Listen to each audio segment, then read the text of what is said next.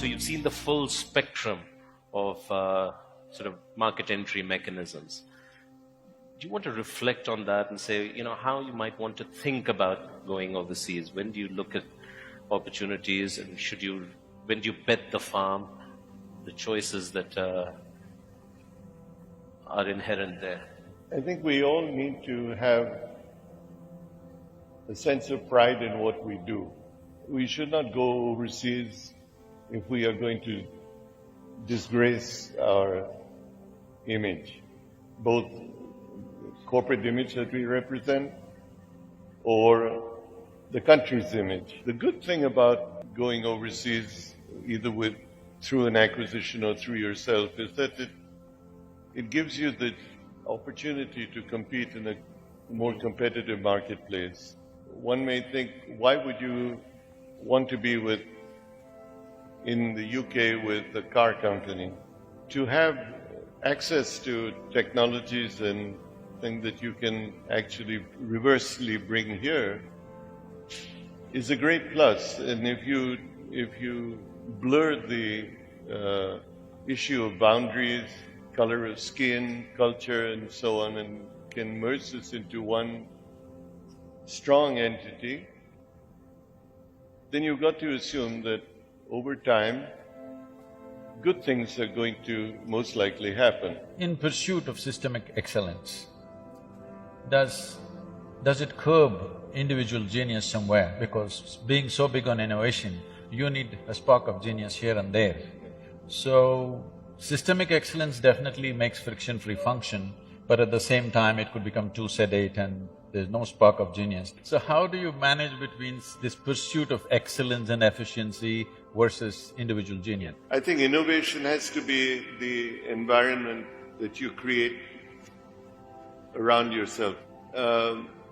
If I might mention companies, Apple was innovative when Steve Jobs first did it, but the board pushed him out because he was considered a failure and he was fired. And then the company brought him back as CEO when it was almost bankrupt some years later, and he built what today is probably the most valuable company in the world. And what he really did was he did everything different to what the book would say, but he created an environment very autocratically that opened innovativeness. In a nation like this, where we are busy producing an underdeveloped population, and all that we have is population, nothing else in this country. Unless we have an army of dedicated people on the ground who can educate and transform that situation, just trying to do something from the top, either from the government or even from a corporate sector, may not really take shape, because we have been in rural India working there. Today, in all other terms, if you go into the village today, there's electricity, there's a bore well, they have an internet kiosk, everybody has cell phones, but their nourishment value has gone down because they don't have the mentality to use their money to go and buy the necessary foodstuff. So to bring back that culture of nourishment, there's many ways it can be done. To bring back those vegetables, fruits into people's lives, we have taken steps. Now the next step we are planning is to start fish ponds in every village. Innovative ways of doing this has to happen, because this is a silent disaster which is just progressing and it'll overwhelm the nation at some point. The worst thing you can do for the country is to give everybody a sense of dependability on an outside force, be it the government, be it a private party, be it a public-private partnership. You have to create sustainability that is self-generated. If we have to create an environment of innovation, maybe that innovation comes not necessarily just in the nutritive thing, but how to create prosperity that is sustainable in a community, to create prosperity in the village.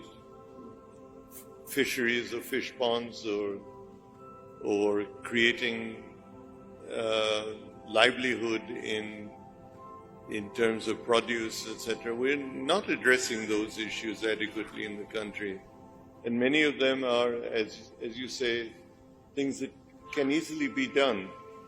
And if the nutritive value of what we eat has diminished over time, it's because we have allowed it to diminish and we have not been innovative in terms of addressing this. Is this beginning to perhaps influence the priorities of the trusts that you chair in any way, moving some of the grant making into some of these newer issues?